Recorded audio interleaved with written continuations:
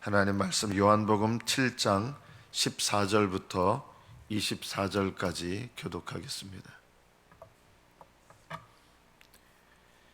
요한복음 7장 14절부터 24절 14절부터 교독합니다. 이미 명절의 중간이 되어 예수께서 성전에 올라가사 가르치시니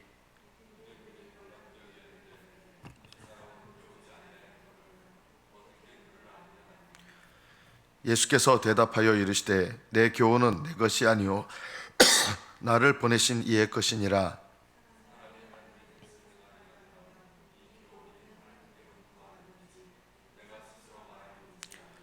스스로 말하는 자는 자기 영광만 구하되 보내신 이의 영광을 구하는 자는 참되니 그 속에 불의가 없느니라.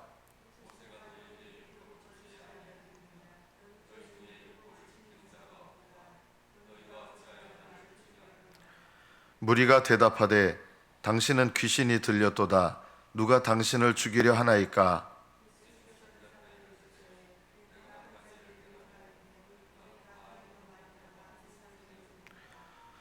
모세가 너에게 할례를 행했으니 그러나 할례는 모세에게서 난 것이 아니요 조상들에게서 난 것이라. 그러므로 너희가 안식일에도 사람에게 할례를 행하느니라.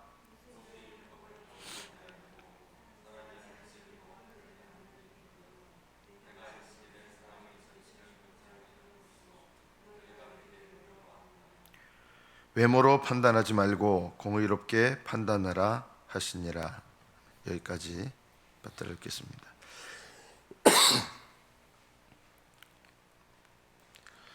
예수님께서 명절이 돼서 성전에 올라가셨는데 이 명절은 초막절입니다.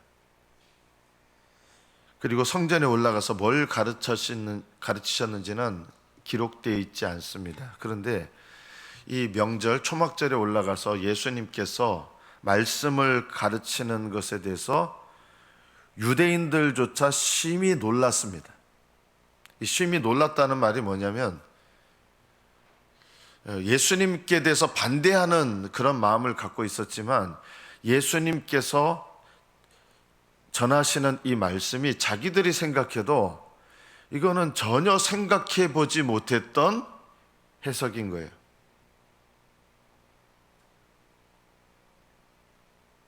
예수님을 반대하던 사람들조차도 이거는 대단하다고 느낀 거예요. 아마도 무슨 말씀하셨는지 기록되어 있지 않지만 초막절의 의미에 대해서 이야기하신 것이 아닌가. 그거는 정확하진 않습니다. 하여튼 성경은 성령님께서는 예수님께서 뭘 가르치셨는지 기록하게 하지 않으셨습니다. 근데 사람들이 이렇게 여겼습니다. 놀라웠고 이 사람은 배우지 않았는데 어떻게 글을 아느냐. 히브리어를 안다는 뜻이 아니라 여기 글을 아느냐는 하나님의 말씀을 어떻게 이렇게 깊이 있는 해석을 하지? 이런 생각을 가진 거예요. 그렇다고 해서 예수님께 대해서 긍정적인 마음을 갖거나 예수님을 따르게 된 것은 아니었습니다. 왜냐하면 예수님께 대해서 부정적인 마음을 갖고 있었거든요. 부정적인 마음을 갖고 있는 사람들은 아무리 놀랍게 말씀이 들려도요, 이것 때문에 예수님을 따라야겠다 이런 생각이 드는 게 아니라 야, 이 사람 큰일 나겠는데? 이런 생각이 드는 거예요. 그리고 그들의 속 마음은 뭐였냐면 더 이상 이 사람이 영향력을 나타내지 못하게 만들어야겠다. 더 깊이 있는 마음속에는 예수님을 없애버려야겠다. 이런 생각을 갖게 됩니다. 말씀을 배우지 않은데 어떻게 이렇게, 요즘 말로 말하면 신학교에서 배우지 않은데 어떻게 이렇게 말씀을 잘 전하지? 뭐 이런 거예요. 설교의 황제라고 일컬어지는 스펄전 목사님은 신학교를 다니지 않았습니다. D.L. 무디도 신학교를 다니지 않았습니다. 복음에 탁월한 전도자인 D.L. 무디 신학교 다니지 않았습니다.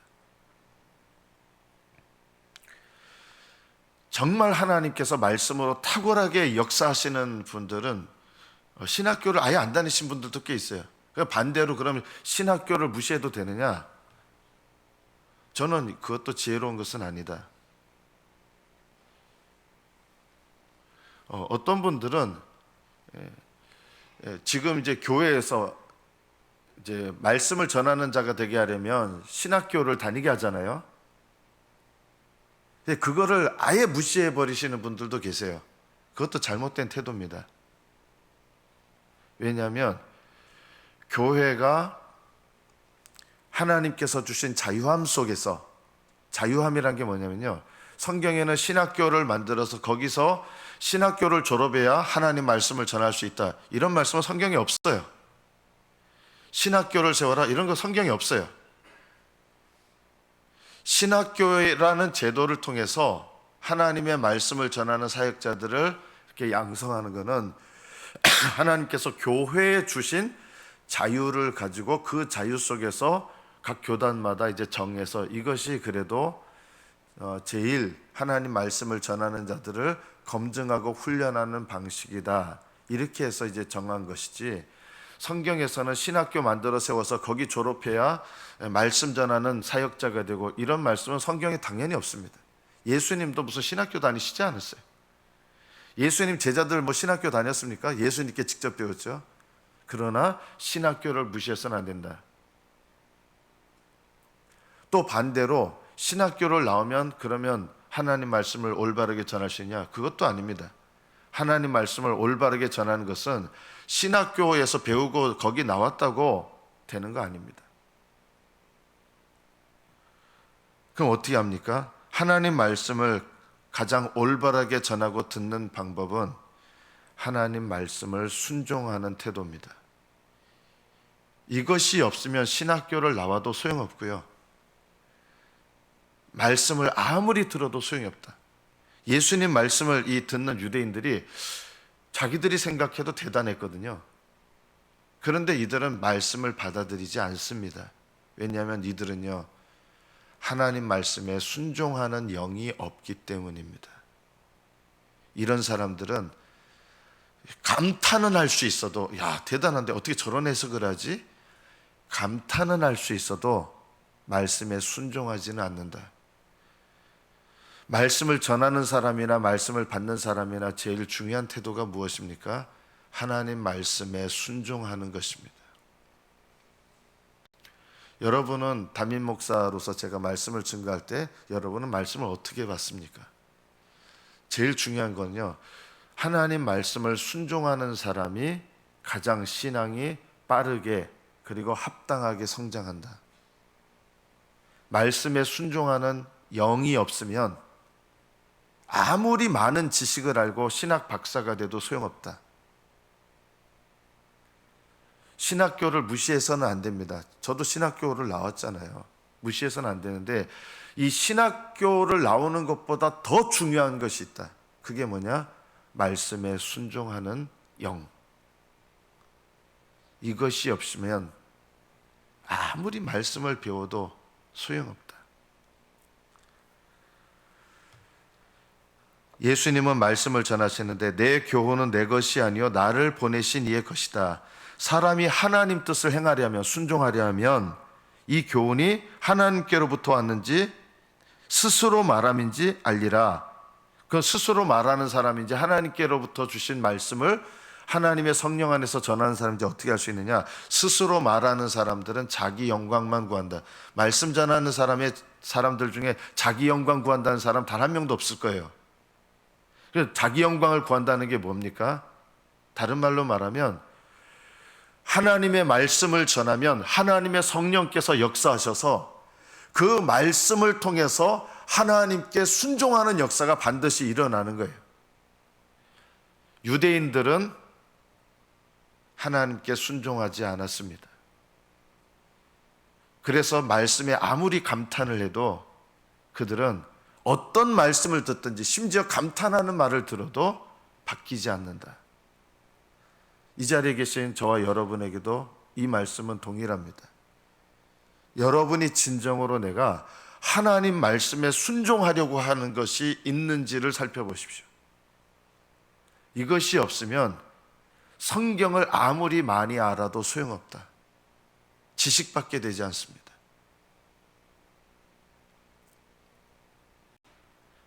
하나님의 말씀에 내가 순종하려고 하는 마음이 있는가? 그리고 순종하려는 마음이 있는 사람은 특징이 있습니다. 하나님의 영광을 구한다. 하나님의 영광을 구한다는 게 뭐예요? 나의 순종을 통해서, 나의 겸손을 통해서 하나님 말씀이 내게 들어와서 나를 굴복시키는 거예요. 이게 하나님의 영광이 나타나는 거예요. 유대인들은 예수님께서 친히 살아계셔서 말씀을 전하면 전할수록 반감이 일어났어요.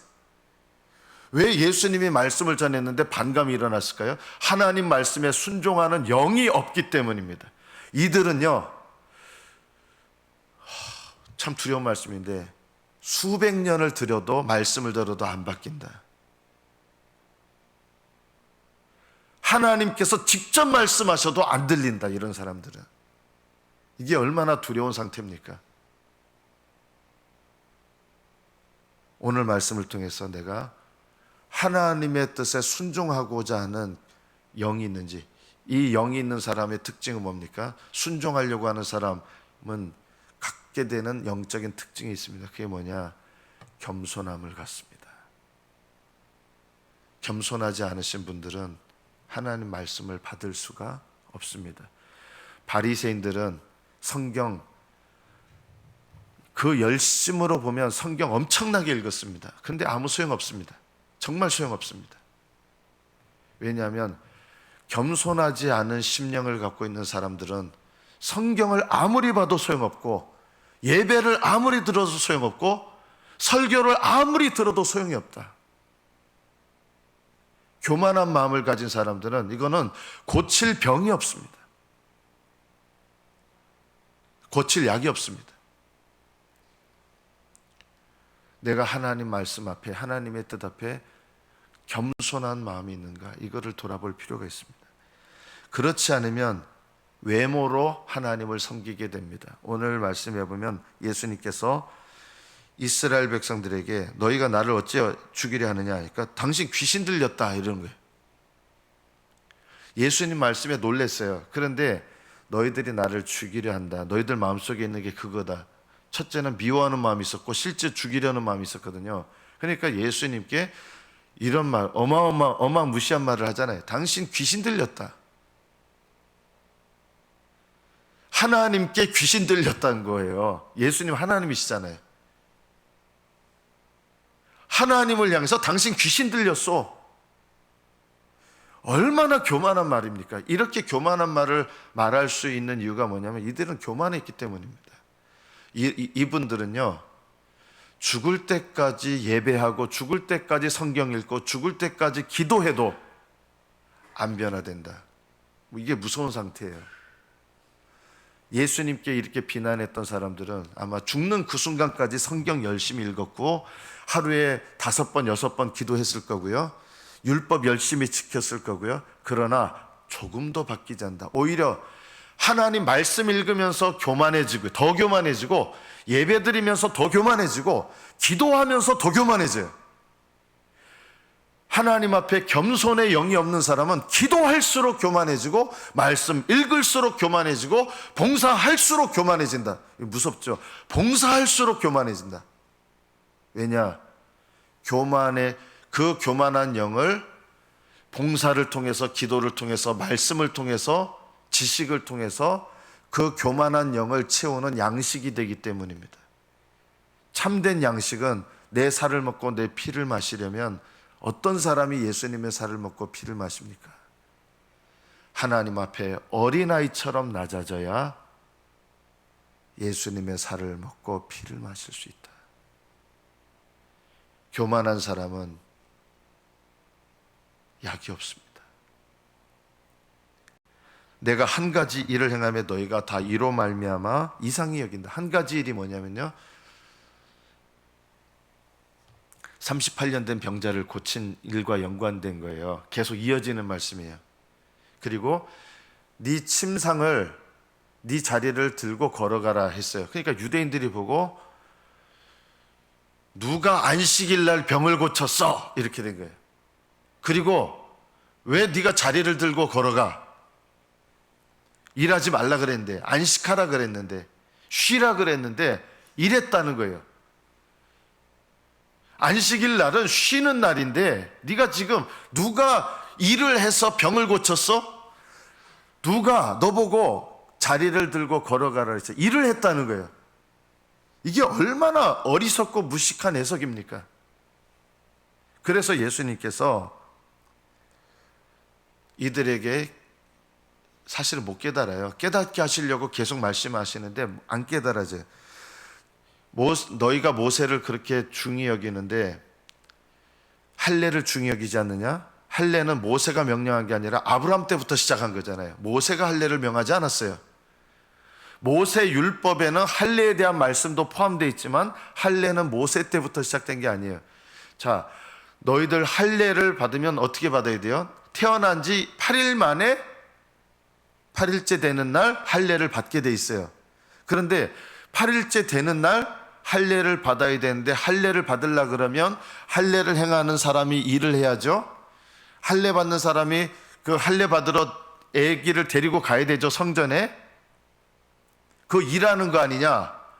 그런데 너희들은 8일 만에 할례를 받아야 된다는 그 말씀을 지키려고 너희들 말에 의하면 안식일에 아무것도 하지 말아야 되는데 너희들은 할례를 8일 만에 받으라는 명령 때문에 안식일 날에도 할례를 받지 않느냐? 너희들은 못 순된다는 거예요. 할례는 8일 만에 받아야 되는 그 말씀에 순종하기 위해서 너희들도 안식일 날 할례를 받지 않느냐? 말씀에 순종하려고. 그런데 내가 38년 된 병자를 안식일 날 고친 거, 이게 안식이 뭐예요? 주님이 내게 임하셔서 영적으로 육적으로 낫게 하시는 게 안식이거든요. 내 영혼에 평강을 주시고 내 육체에 평강을 주시는 게 안식일의 목적이에요. 안식일은 상징이고 이 안식일은 예수님이 우리에게 가져다 주실 안식을, 장차 예수님 메시아가 오셔서 우리에게 가져다 주실 안식을 상징하는 거예요. 그러니까 안식일은 누구를 가리키는 거예요? 예수님께서 우리에게 하시는 일을 상징하는 거예요. 내가 한 가지 일을 행했다는 게 뭐예요? 38년 된 병자 고치셨잖아요. 이게 안식일을 성취하신 건데 이들은 예수님께서 하신 일을 보고 분노가 일어난 거예요. 그리고 안식일 날 그 사람이 앉아있던 침대는 아니에요. 그거를 가지고 걸어가니까 이 얼마나 기쁘고 놀랍고 감사한 일이에요. 그걸 보고 네가 안식일에 일했다고 하면서 얼마나 미련한 해석을 하는 거예요. 본인들은 신앙적이라고 생각하는데 하나님과 전혀 상관없는 거예요. 이걸 뭐라 그러냐? 이거를 예수님께서 외모라고 말씀하신 거예요. 외모라는 게 이 얼굴을 말하는 게 아니라요, 밖으로 드러난 거, appearance예요. 밖으로 드러난 거, 나타난 거. 근데 그 뜻을 말하시려고 하는 게 아니라 외모가 뭐냐? 율법을 너에게 주셨다. 율법의 본질이 뭐예요? 하나님을 사랑하고 이웃을 사랑하고 너희들에게 안식일을 주셨다. 안식일의 본질이 뭡니까? 주님께서 주시는 내 영혼과 육체의 안식이잖아요. 이게 본질이잖아요. 이 본질을 무시하면서 잘못되게 껍데기만 지키는 거, 이게 외모입니다. 여러분 기도하세요. 기도하는데 기도는 하나님께 내 마음의 소원을 아뢰고 내 마음의 소원을 아뢰지만 하나님의 뜻을 따라 내 마음의 소원을 간절하게 아뢰는 게 기도잖아요. 이게 본질이거든요. 그런데 이 기도의 본질을 잃어버리고 껍데기만 기도할 수 있어요. 예를 들면 심령으로는 기도하는 게 없는데 남들한테 기도하는 것처럼 보여요. 이거는 외모예요. 본질은 잃어버리고 본질과 상관없는 이상한 껍데기만 붙잡는 거. 할례의 본질이 뭡니까? 성령을 받아서 옛사람을 벗어버리는 게 할례의 본질이거든요. 날마다 옛 육적인 마음을 벗어버리는 게 할례거든요. 이런 거는 안 하면서 외적으로 나타나는 어떤 실제적인 할례만 행하는 거, 그거는 본질을 잃어버린 거거든요. 예배가 뭡니까? 신령과 진정으로 하나님께 예배해야 예배인데 그런 예배의 본질은 잃어버리고 겉으로는 사람들 앞에 아주 신령하게 예배 드리는 것 같지만 그런 예배는 하나님께서 역겨워하시는 예배가 됩니다. 여러분, 봉사하시는데 외모로 봉사하시는 것도 있는 거예요. 봉사의 본질은 뭡니까? 하나님의 성령께서 내게 주신 능력으로, 감사함으로 나는 아무것도 아닙니다, 내가 해야 될 일을 한 것뿐입니다, 이런 마음으로 성령 안에서 하나님을 섬기는 것이 봉사의 본질입니다. 그런데 이 본질을 잃어버리고 이것을 통해서 내가 사람들한테 은근히 영광받고 사람들한테 칭찬받고 싶어하고 사람들에게 인정받고 싶어하는 것, 이것도 외모로 봉사하는 겁니다. 외모로 봉사하는 것들이 너무 많습니다. 외모로 예배하고 외모로 기도하고 외모로 성경 읽어요. 성경 읽기의 본질이 뭡니까? 성경 읽기의 본질은 하나님 말씀 앞에 내가 엎드려서 그 말씀을 순종하는 거거든요. 그런데 어떤 분들은 성경을 읽으면 읽을수록 교만해져요. 왜요? 외모로 성경을 읽기 때문이다. 서기관과 바리새인들은요, 여러분들이 뒤따라갈 수 없을 정도로 성경을 많이 읽었어요. 그러나 이들의 성경 읽기는 외모로 성경을 읽은 것이 됐습니다. 죽을 때까지 성경을 수백 독 했을지도 몰라요. 그러나 전혀 진리에 이르지 않습니다. 오늘 말씀을 통해서 주님께서 우리에게 뭘 말씀하십니까? 외모로 신앙생활하지 마라. 영적인 본질, 신앙의 본질을 잃어버리고 겉으로 드러나는 것, 사람들에게 보여지는 것, 나도 그걸 잘 몰라요. 내가 외모로 신앙생활한다고 생각하는 사람은 거의 없어요. 외모로 예배드리지 마라. 신령과 진정으로 예배하라. 지금까지 저도 기도 생활 이렇게 해온 거를 살펴보면 외모로 기도 생활한 게 너무너무 많은 거예요. 기도의 본질이 뭐예요? 살아계신 하나님께 내가 영으로 나가야 되는 게 있잖아요. 그리고 내 마음의 소원이 있어야 되잖아요. 간절한 소원. 그리고 그 소원도 하나님께로부터 하나님의 뜻에 맞아야 돼요. 그렇지 않으면 하나님의 뜻에 맞지 않고 그냥 내 열심으로 그냥 이루어달라고, 이런 것도요, 내 뜻대로 기도하는 것도 외모로 기도하는 것입니다. 기도의 본질은, 내가 하나님을 위하여 기도하는 기도의 본질은 하나님 영광이잖아요. 이 기도가 이루어지면 하나님 영광이 나타나야 되는 거예요. 근데 우리는 내 영광이 나타나기를 바라요. 내 영광을 나타내면서 전하는 모든 말씀도 외모로 전하는 거고요. 내 영광을 나타내기 위해서 기도하는 것도 외모로 기도하는 거고, 내 영광을 나타내면서 봉사하는 것도 다 외모로 봉사하는 것이다. 외모로 봉사하면요, 사람들이 나를 오해하거나 인정해주지 않으면 좀 속되게 표현하면 이 봉사 때려치고 말지 이렇게 돼요. 봉사 때려쳐요. 봉사하시다가 봉사를 때려쳐요. 왜 때려치느냐? 외모로 봉사하시기 때문에 봉사를 때려치는 거예요. 영으로 봉사하시면 봉사를 때려치는 일이 없어요. 올바른 믿음으로 섬기면 어떻게 되느냐? 내가 잘못된 마음으로 섬긴다 그러면 잘못된 것을 하나님 앞에 회개하고 고치게 돼 있다.